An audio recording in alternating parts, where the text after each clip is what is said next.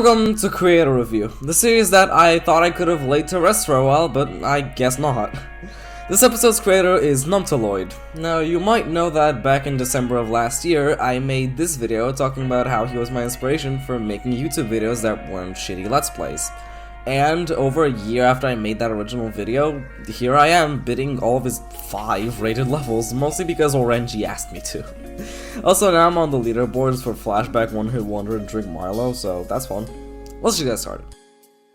Flashback is fine enough for first rate. My biggest problem with it is that it's just insanely empty in some parts, which is something not present at all in his 4 other rated levels. The gameplay is fine enough, but the ending is quite the difficulty spike in comparison to the rest. A vast majority of this level is around 4-star difficulty, and the end is around 7-star difficulty, so I have no idea why this is rated 8 stars. And then again, that doesn't really matter at all to the level's final score. The gameplay is around a 6, it would have been a 7 if it weren't for the last part being a difficulty spike. The decoration I'd say is a 5. Most parts look like a generic 2.1 level, and this was made in August of 2019, so I don't know if the relatively generic deco is warranted thanks to the time frame or not. The sync is fine, I'll give it a 3. And the originality would also likely be a 3 because of the once again pretty generic deco for its time. The colorful theme the level's trying to execute doesn't really work in the context of the style attempted, but it is original, so there's that to help it. Final score, 17 out of 30. One Hit Wonder is honestly pretty great aside the gameplay. The ship part is extremely weird, and I bet you there's at least one inverted slope in there somewhere. The UFO part is just awkward in some areas, examples being these 2 dash orbs and this black orb that doesn't launch you far enough down. The rest of the level is honestly really good. The gameplay is enjoyable once you learn it, exceptions being the 2 UFO sequences I just listed. I'll give it a 7. Decoration is very much better than Flashback, I'll give it a 7 as well. Sync's pretty good and the spider and ball parts sync very well, I'll give it a 4. Originality, I'm not so sure on. Some parts are original as far as I know, examples of this are the first cube and first ball. However, the ship and UFO parts I'm sure you would be able to find somewhere in this game, and the following spider and ball parts are very similar to the featured EVW 8-star by Ozzer, and the end is once again pretty generic for a model level. I'll give it, let's say, a 2 out of 5. Final score, 20 out of 30.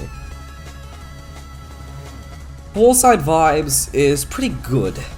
The gameplay is above average for a 3-star level, so I'll give it a 7.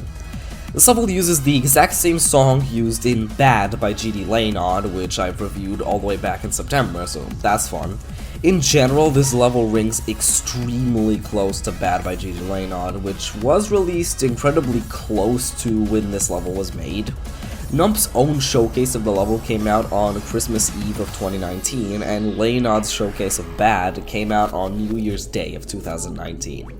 However, it is very much possible for Laynod to not have showcased the level the day it came out, because he showcased I Don't Love You before Bad, and that level came out after.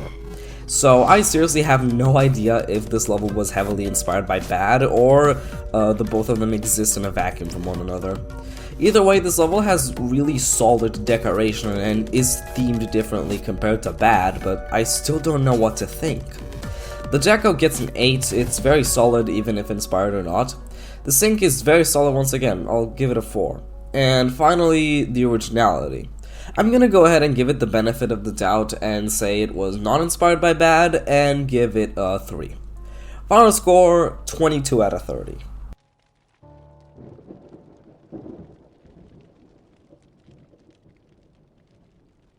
Midnight Vibes is really solid. That's really about it. The gameplay gets a 7, it managed to keep my attention the whole way through, unlike a lot of 2-star levels nowadays. The deco's again an 8, I really like the complex arrangement of blocks and it works well with the glow style. The sync's a 5, it has many great moments, but sadly can't have that much gameplay that syncs because of the fact that it's a 2-star and it barely can have inputs. Still, for what it can do, it does it really well. Originality I'm not really sure on. I think it's original, but I have definitely seen other 2-stars that are very similar to it. Let's say, once again, a 2 out of 5.